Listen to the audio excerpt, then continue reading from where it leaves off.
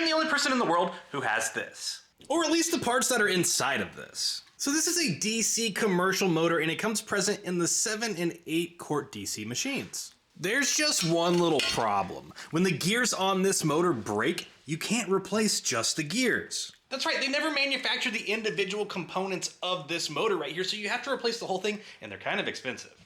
But because I've repaired so many machines and I'm a hoarder, I've saved every single one of these motors. Also that one day I could offer you the individual components. Let's tear this thing down, let's take a look at what's in here. Now let me be the first one to tell you, I don't recommend this option. I recommend doing a full rebuild, completely replacing the motor, making everything brand new so you know exactly what you're getting. Sometimes just replacing components doesn't mean that your machine is going to be functioning properly, but I'm going to show you how to do this either way. If all you care about is saving a few dollars, this is going to be the way to go.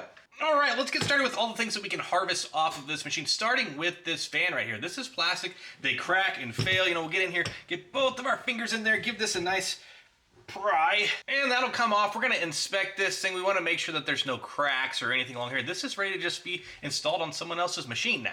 Now, right behind that fan right here, this is what we call a ring magnet. With a little finesse, we can get these things off of here.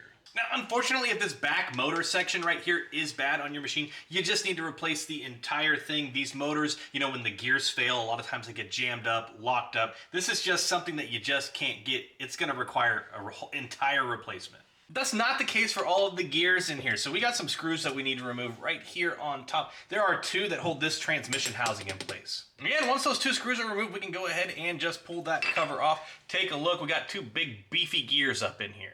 And in order to tear this the rest of the way down, there's 2 screws we need to remove. There's one right here and one on the other side in the same spot. We're gonna go ahead and remove those as well.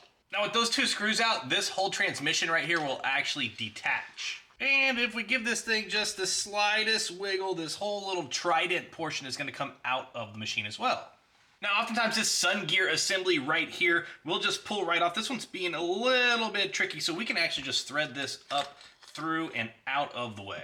We have the transmission housing right here. This one, in fact, is no good. You know, as you can tell, there's a little alignment pin right here. This one's busted off on this side. We will not sell this. Unfortunately, you know, if yours are busted off, you will have to get a new housing. We do have some of these available. All right, with a little bit of love here, we can pull off this little, that's a sun gear right here, and it's got a little trident on it. Now, oftentimes what you'll find is that this little gear right here gets all chewed up. So yeah, this is a serviceable part. And once we remove this, it reveals these wider moon gears. Take a look at these. There are 3 of these. These often get chewed up. The teeth get all beat up. Now last we have our hub gear drive assembly, which of course sat in this transmission. That was the first thing that we pulled out. These are the remains of that. Now next we have what is called the transmission sleeve right here. That's what all these little gears, see there's some tracks in there, right? So these little gears right around those tracks. Well, this actually just separates, pulls out of place just like that. Now I've reinstalled this Sun Trident gear, right? This came out with the first pull of the gears,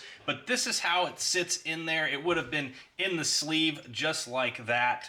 And this holds and houses all of the small gears. Take a look at those. You can tell they are much thinner than the initial gears that we pulled out, right? They're about half as thick. And these literally just pull right off of their little pedestals on this little Sun Trident gear here.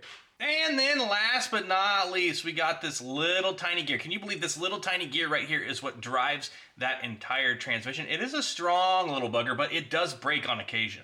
All right, take a look at all the components that came out of that transmission. That's actually wild. There's 14 of them. Now, previously, if any of this were to fail, you would just be forced to replace the entire motor, but we do have limited quantities of this stuff available because I've just been saving it forever. So if you're looking for individual components for the 7 and 8 quart DC motors, well, we got them. But again, it is a limited quantity because, well, they don't manufacture these individually, and we only have what we can pull from other machines. But instead of just throwing these away and letting them go to waste, I figured, well, maybe somebody can use them, so we're gonna offer them.